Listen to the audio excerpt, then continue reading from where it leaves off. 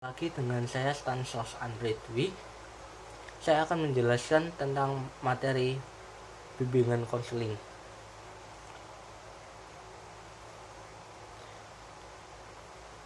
Apa definisi dari bimbingan? Bimbingan adalah suatu proses pemberian bantuan yang dilakukan oleh seorang ahli kepada individu dengan menggunakan sebagai prosedur, cara, dan bahan supaya individu tersebut mampu mandiri dalam memecahkan masalah-masalah yang dihadapinya.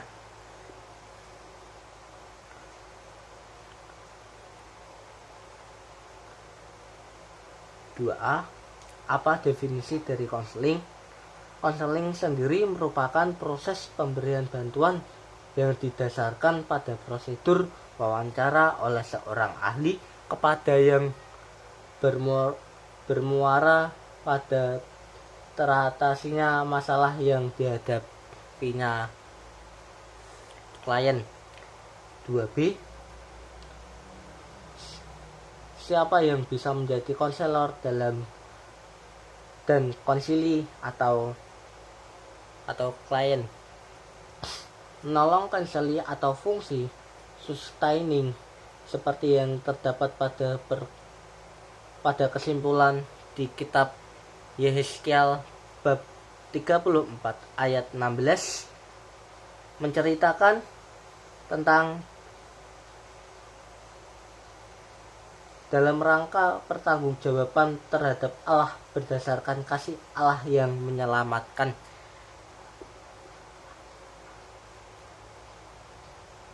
Arti dari konseli atau klien ialah semua pihak yang terdapat dalam konsili ini dapat dibantu oleh konselor. Nomor 3, apa tujuan konseling? Konseling dapat disebutkan dengan 3 cara.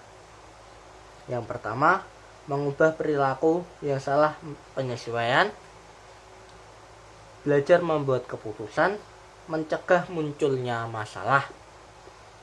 Apa indikator keberhasilan konseling? Konseling bisa disebutkan menjadi 3 macam. Yang pertama, menurunnya kecemasan klien. Yang kedua, mempunyai rencana hidup yang praktis dan berguna. Yang ketiga, harus ada perjanjian kapan rencananya akan dilaksanakan sebagai pada pertemuan berikutnya konselor sudah berhasil mengecek hasil rencananya.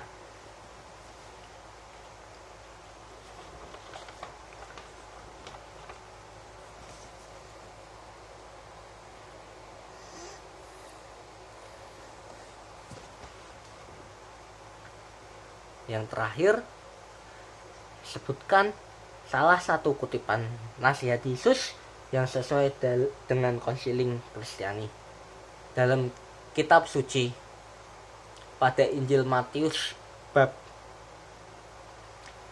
11 ayat 28 yang berisikan tentang marilah kepadaku semua yang letih lesu dan berbeban berat, aku akan memberi kelegaan kepadamu. Artinya, seorang murid Yesus mempunyai konseling Kristiani ialah yang tadi di dalam kitab suci pada Injil Matius bab 11 ayat 28.